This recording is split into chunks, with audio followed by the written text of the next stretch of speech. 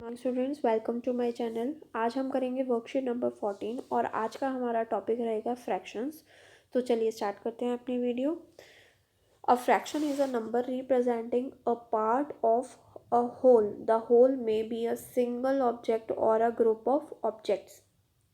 तो देखो, ये हमारे पास होल पार्ट कैसे डिनोट करते हैं? वन। अगर हम इसको 4 पार्ट्स में डिवाइड कर दें और एक को शेड कर दें तो फ्रैक्शन क्या बन जाएगा? 1/4।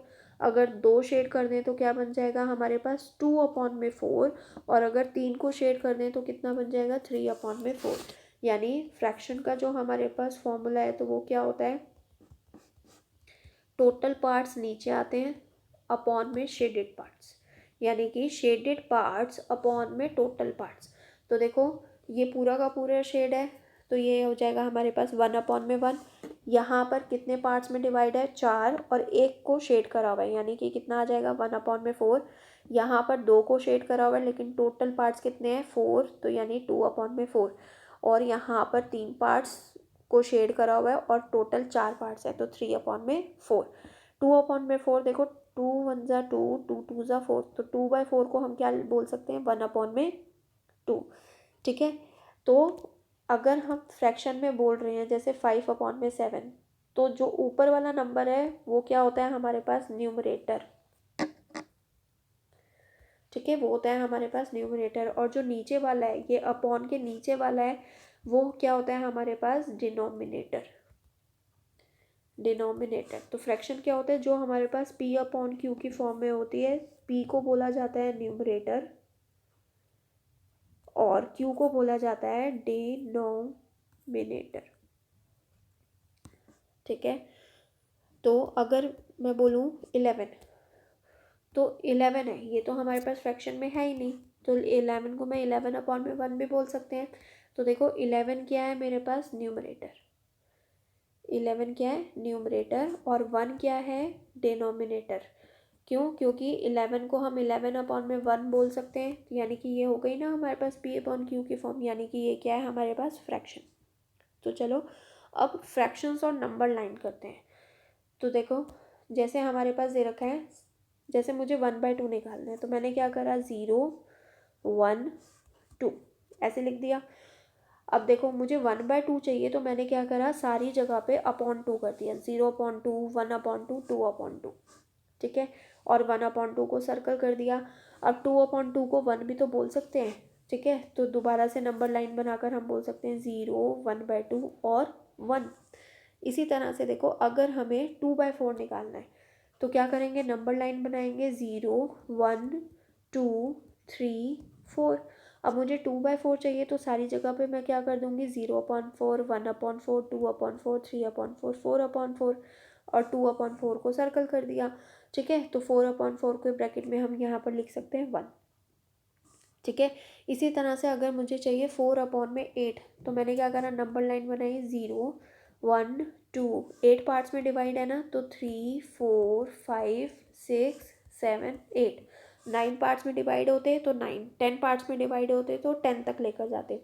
अब 8 चाहिए, यानी टोटल पार्ट्स 8, तो हमने क्या करा? 0/8, 1/8, 2/8, 3/8, 4/8, 5/8, 6/8, 7/8 और 8/8। 8/8 के यहाँ पर ब्रैकेट में हम 1 भी लिख सकते हैं। ठीक है। हमें चाहिए जैसे 4/8, तो 4/8 को हमने सर्कल कर दिया। 7/8 चाहिए तो 7/8 को हमने सर्कल कर दिया। ठीक है। तो fractions can be shown on number line. Every fraction has a point associated with it on the number line, यानी कि हम नंबर लाइन पे भी फ्रैक्शंस को बना सकते हैं पॉइंट, क्योंकि फ्रैक्शन जो है वो एक तरह का हमारे पास सिर्फ पॉइंट है ऑन द नंबर लाइन। अब देखो, यहाँ पर हमें निकालना है जैसे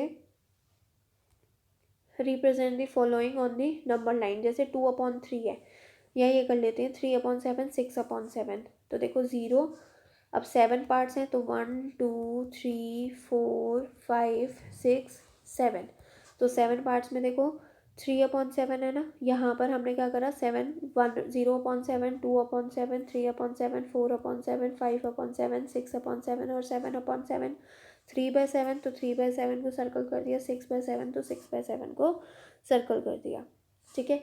इसी तरह से देखो, right the fraction for the points A and be on the number line. अब देखो कितने पार्ट्स में डिवाइड है, 1 2 3 4 5 6, 6 पार्ट्स में डिवाइड है।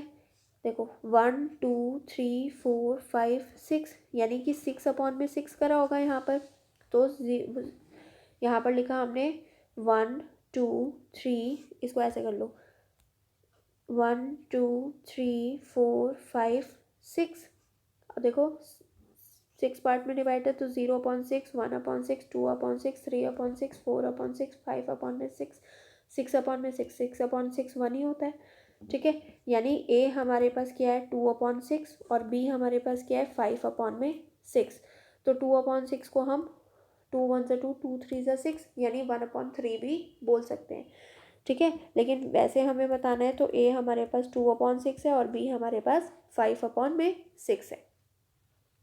ठीक है, इसी तरह से देखो, राइट दी फ्रैक्शनल पार्ट। तो अभी हमने फॉर्मूला डिस्कस करा था, क्या होता है, नीचे आता है, हम डिनोमिनेटर में आता है टोटल पार्ट्स और ऊपर क्या आता है, शेडेड पार्ट्स। शेडेड पार्ट्स, तो देखो कितने पार्ट्स में डिवाइड है, 3 पार्ट्स में डिवाइड है, टोटल कितने हैं 4। यहाँ पर देखो 1 2 3 4 5 6 7 8 पार्ट्स में डिवाइड है और कितनों को शेड किया हुआ है, 2 को शेड करा हुआ है।